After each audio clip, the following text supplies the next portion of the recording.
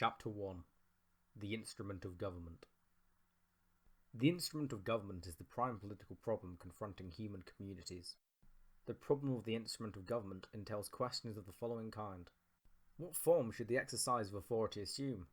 How ought societies to organise themselves politically in the modern world?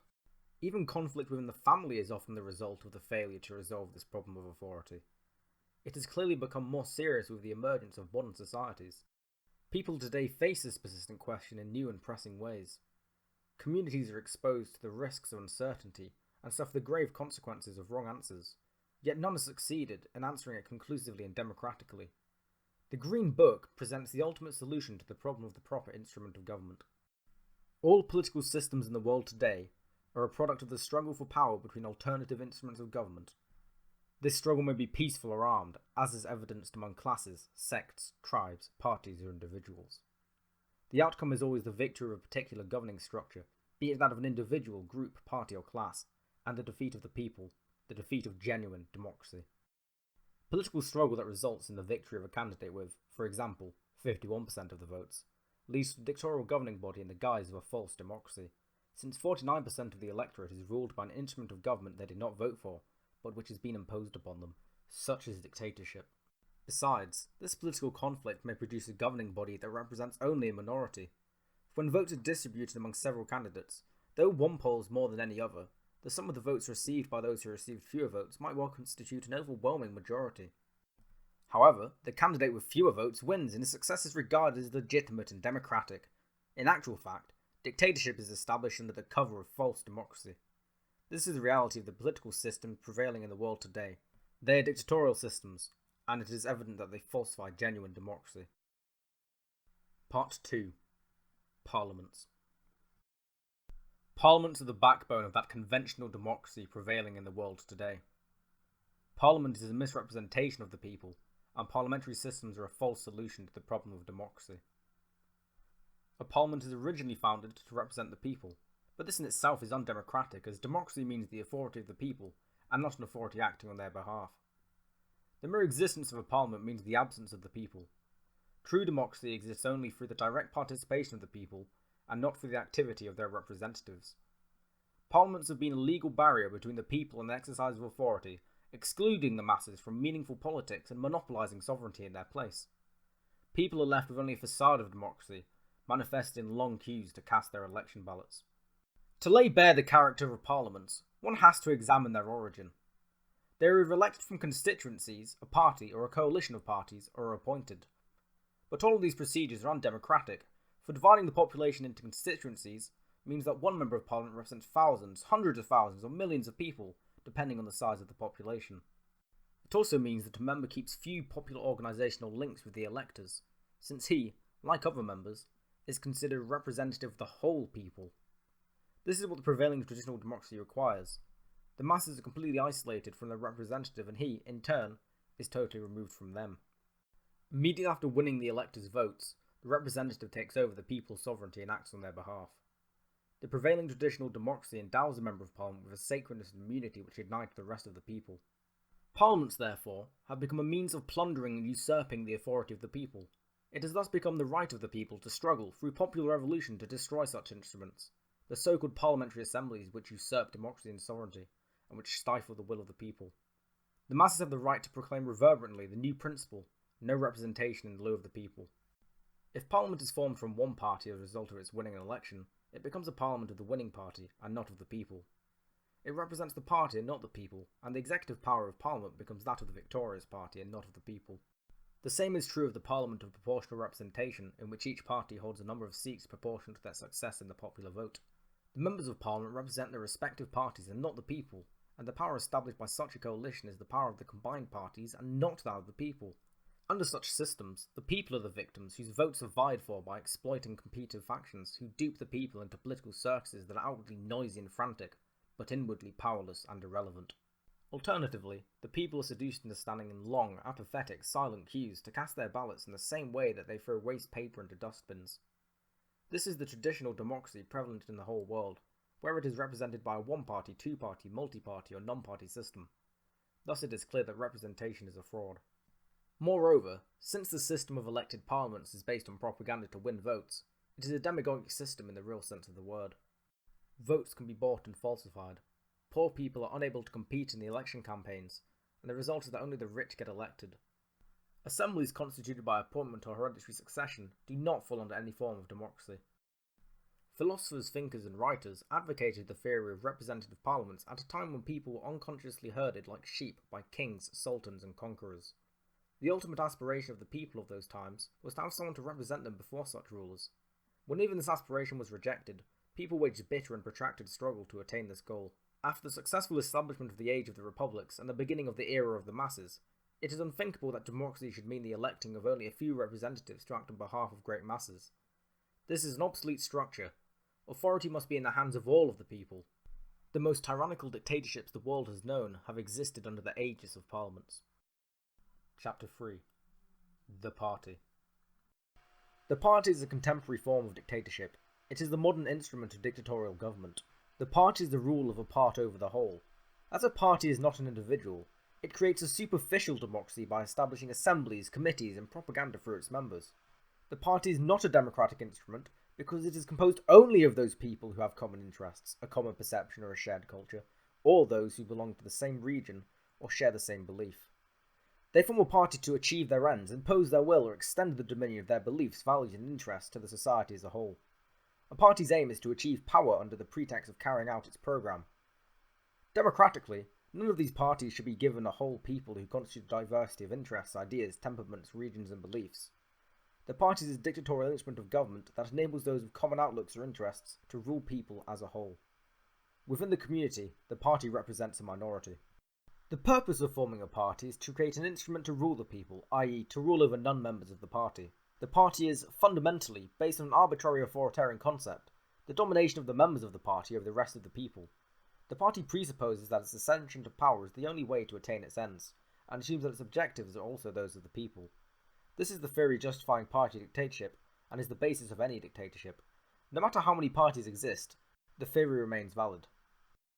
The existence of many parties intensifies the struggle for power, and this results in the neglect of any achievements of the people and of any socially beneficial plans. Such actions are presented as a justification to undermine the position of the ruling party so that an opposing party can replace it. The parties very seldom resort to arms in their struggle, but rather denounce and denigrate the actions of each other. This is a battle which is inevitably waged at the expense of the higher, vital interests of society. Some, if not all, of those higher interests will fall prey to the struggle for power between instruments of government, for the destruction of those interests supports the opposition in the argument against the ruling party or parties. In order to rule, the opposition party has to defeat the existing instrument of government. To do so, the opposition must minimise the government's achievements and cast doubt on its plans, even though those plans may be beneficial to the society. Consequently, the interests and programs of the society become the victims of the party's struggle for power. Such struggle is, therefore, politically, socially, and economically destructive to the society, despite the fact that it creates political activity. Thus, the struggle results in the victory of another instrument of government, the fall of one party and the rise of another. It is, in fact, a defeat for the people, i.e. a defeat for democracy. Furthermore, parties can be bribed and corrupted either from inside or outside. Originally, the party is formed ostensibly to represent the people. Subsequently, the party leadership becomes the representative of the membership, and the leader represents the party elite. It becomes clear that this partisan game is a deceitful farce based on a false form of democracy. It has a selfish authoritarian character based on manoeuvres, intrigues, and political games. This confirms the fact that the party system is a modern instrument of dictatorship. The party system is an outright, unconvincing dictatorship, one which the world has not yet surpassed. It is in fact the dictatorship of the modern age. The parliament of the winning party is indeed a parliament of the party, for the executive power formed by this parliament is the power of the party over the people. Party power, which is supposedly for the good of the whole people, is actually the archenemy of a fraction of the people, namely the opposition party or parties and their supporters. The opposition is, therefore, not a popular check on the ruling party, but rather is itself opportunistically seeking to replace the ruling party. According to modern democracy, the legitimate check on the ruling party is the parliament, the majority of whose members are from that ruling party.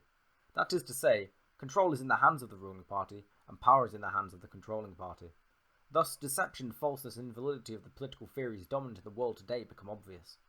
From these emerge contemporary conventional democracy. Begin quote. The party represents a segment of the people, but the sovereignty of the people is indivisible. End quote. Begin quote. The party allegedly governs on behalf of the people, but in reality the true principle of democracy is based upon the notion that there can be no representation in lieu of the people." End quote. The party system is the modern equivalent of the tribal or sectarian system. A society governed by one party is similar to one which is governed by one tribe or one sect.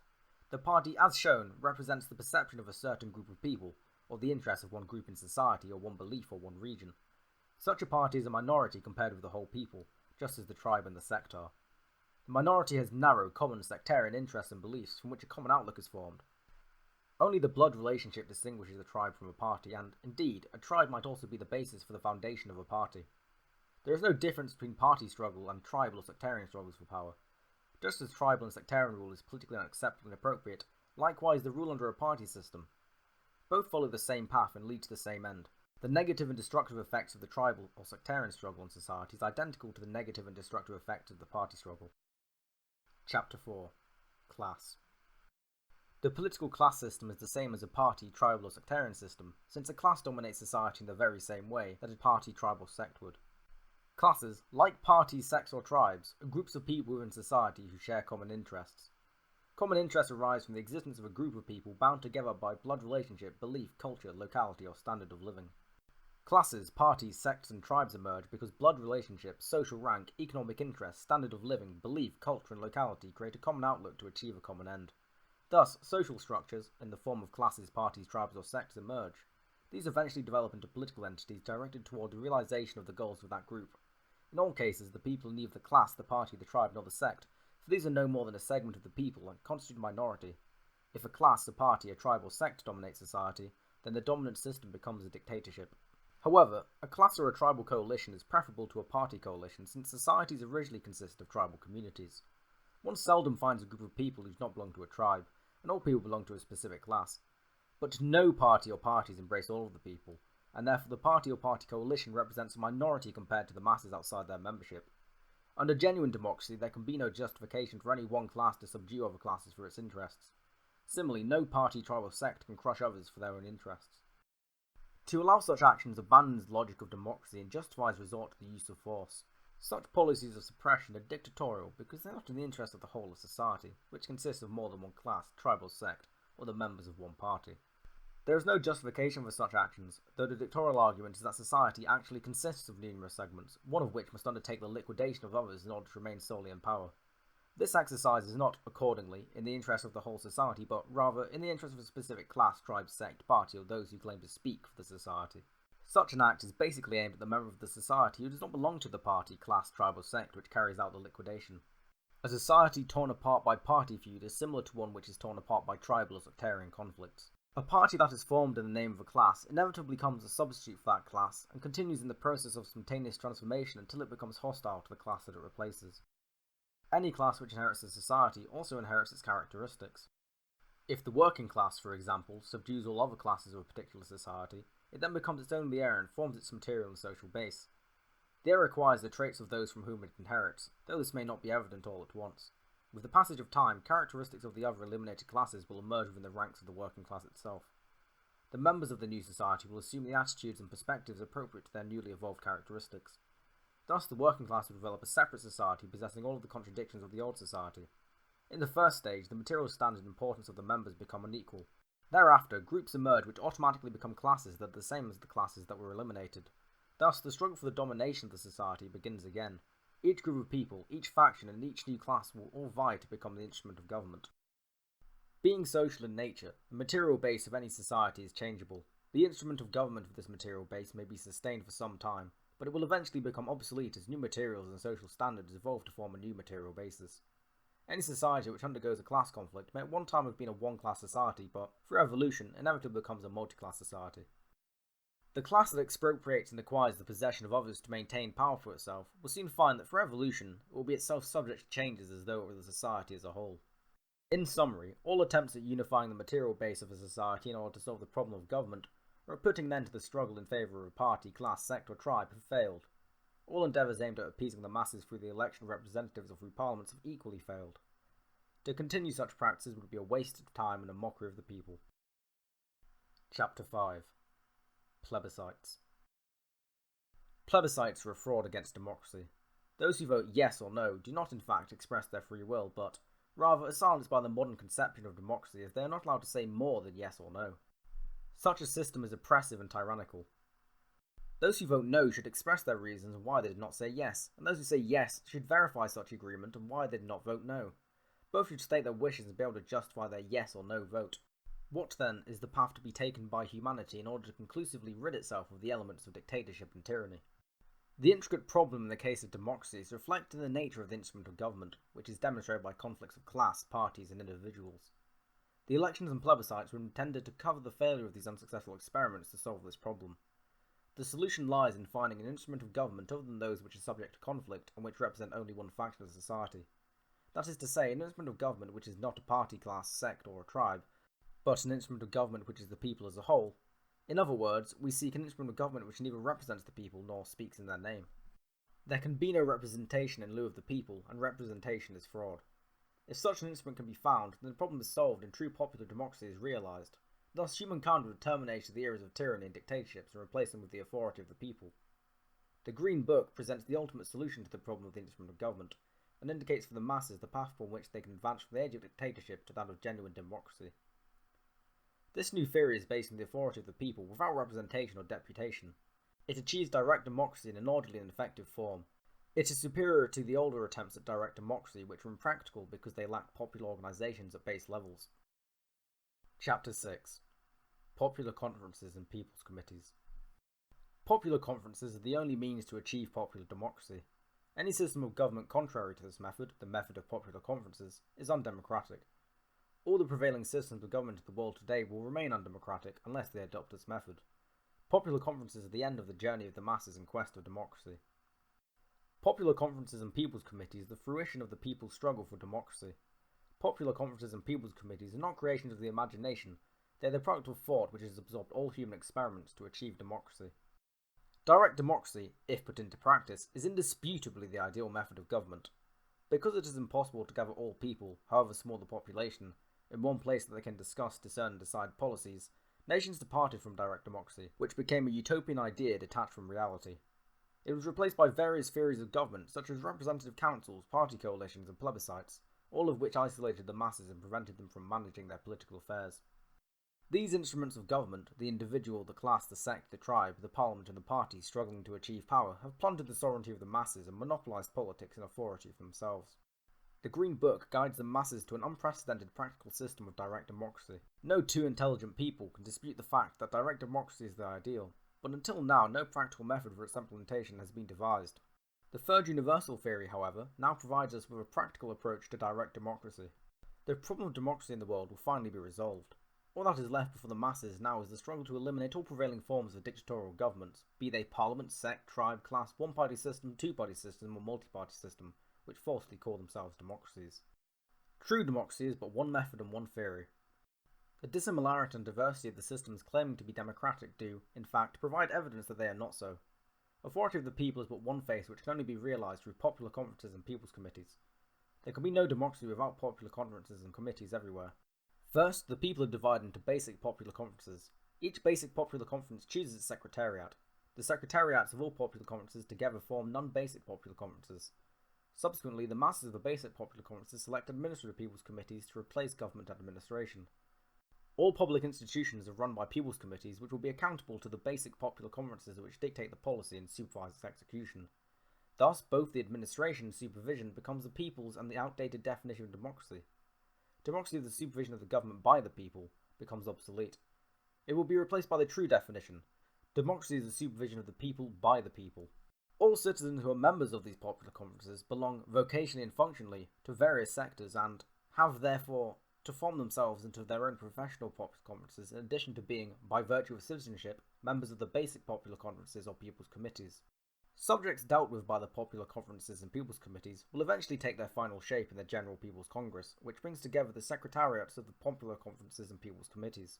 Resolutions of the General People's Congress, which meets annually or periodically, are passed on to the popular conferences and people's committees, which undertake the execution of those resolutions through the responsible committees, which are, in turn, accountable to the basic popular conferences. The General People's Congress is not a gathering of persons or members such as those of parliaments, but rather a gathering of the popular conferences and people's committees.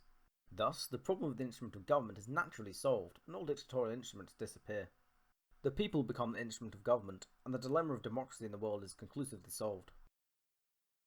Chapter 7. The Law of Society. Law represents the other problem, parallel to that of the instrument of government, which has not been resolved. Although it was dealt with in different periods of history, the problem still persists today. For a committee or an assembly to be empowered to draft the law of society is both invalid and undemocratic. It is also invalid and undemocratic for the law of society to be abrogated or amended by an individual, committee, or an assembly. What then is the law of society? Who drafts it and what is its relevance to democracy? The natural law of any society is grounded in either tradition, custom, or religion. Any other attempt to draft law outside these two sources is invalid and illogical. Constitutions cannot be considered the law of society.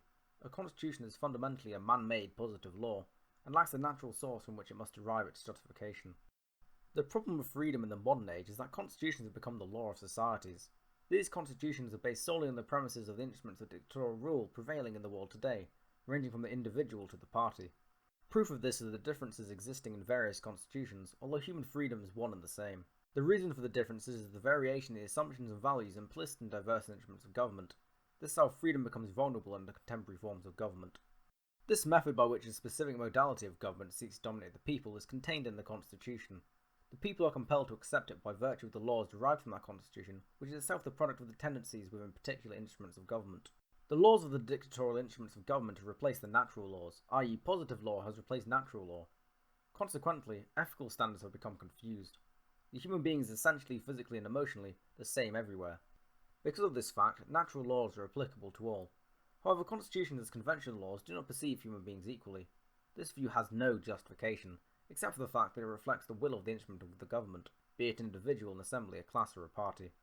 That is why constitutions change when an alteration in instruments of government takes place, indicating that constitution is not natural law but reflects the drive of the instrument of government to serve its own purpose. The abrogation of natural laws from human societies and the replacement by conventional laws is the fundamental danger that threatens freedom.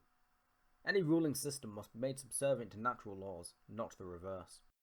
The fundamental law of society must not be subject to historical drafting or composition. Its importance lies in being the decisive criterion in light of which truth and falsehood, right and wrong, and individual rights and duties can be judged. Freedom is threatened unless society adheres to a sacred law with established rules that are not subject to alteration or change by any instrument of government. It is, rather, the responsibility of the instrument of government to adhere to the laws of society. Unfortunately, people the world over are currently ruled by man-made laws that can be changed or abrogated, depending upon the struggle for power among competing forms of government. Conducting plebiscites on constitutions is often insufficient.